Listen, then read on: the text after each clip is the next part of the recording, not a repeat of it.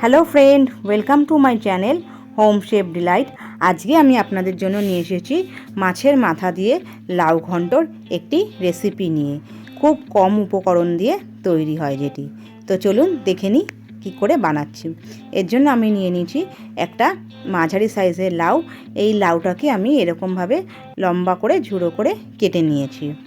ওভেনের ওপরে কড়াই বসিয়ে দিয়ে তার মধ্যে দিয়ে দেব 4 কাপ মতন জল। জলটা বেশ ভালো করে গরম হলে এর মধ্যে আমি কেটে রাখা লাউগুলো দিয়ে সেদ্ধ করে নেব।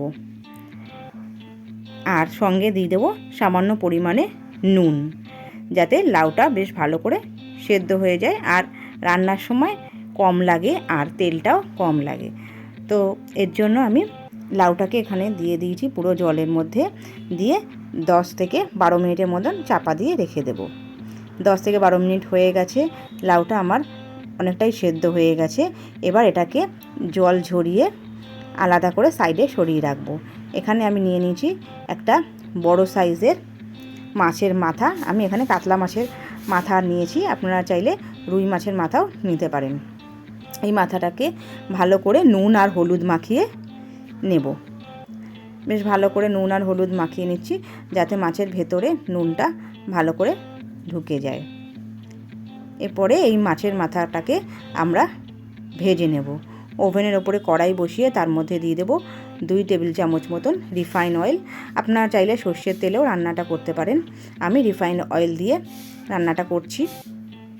দিয়ে মাছের মাথাটা দিলাম, দিয়ে ভালো করে এটাকে ভেজে নেব। মাছের মাথাটাকে খুব ভালো করে ভাজতে হবে, যাতে কাঁচা না থাকে, কেননা লাউ ঘন্টর মধ্যে দিলে মাছের মাথাটা আর ভাজা যাবে না। তাই জন্য এখানে 80% মতন ভেজে নিতে হবে মাছের মাথাটাকে। বেশ উল্টে ভালো করে এপাশ ওপাশ করে ভেজে নেব। এই লাউ ঘন্টটা কিন্তু খুব কম উপকরণ দিয়েই তৈরি হয়ে যায় আর খেতেও কিন্তু খুব ভালো লাগে। মাছের মাথা দুটো আমার ভাজা হয়ে গেছে। এবার ওই তেলের মধ্যে দিয়ে দেব কালো জিরে আর কাঁচা লঙ্কা দিয়ে ফোড়ন দিয়ে দিলাম। ফোড়নটা থেকে সুন্দর গন্ধ বেরোলে এর মধ্যে দিয়ে দিলাম 1 চামচ মতন আদা বাটা আর দিয়ে দেব পরিমাণ মতন নুন।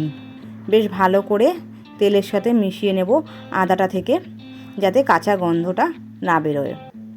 আদাটা একটু ভাজা হয়ে গেলে এর মধ্যে জল ঝরিয়ে রাখা লাউটা দিয়ে দিলাম।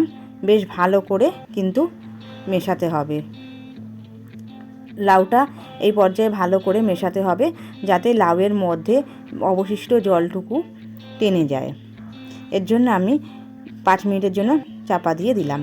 এখন লাউটা থেকে কিন্তু এখনও পর্যন্ত জল বেরোচ্ছে, আর এই অবস্থায় আমাদেরকে লাউটাকে একটু ভালো করে মিশিয়ে নিতে হবে এইভাবে খুন্তির সাহায্যে।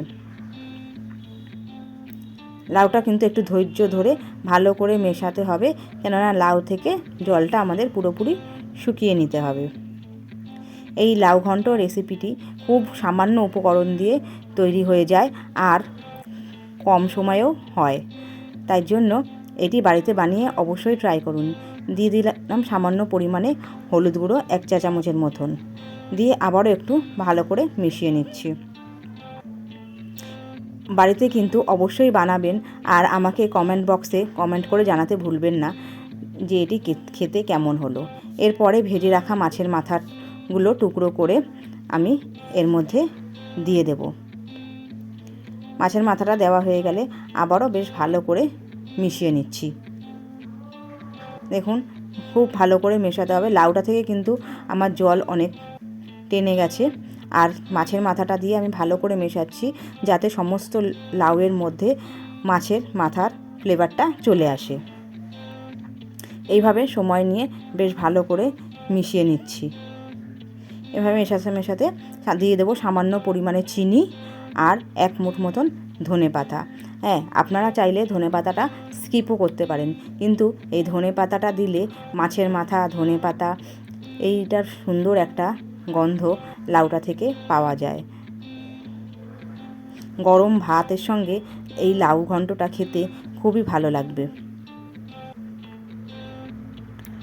তো আজকে আমার রেসিপি মাছের মাথা দিয়ে লাউ ঘন্ট পুরোপুরি রেডি।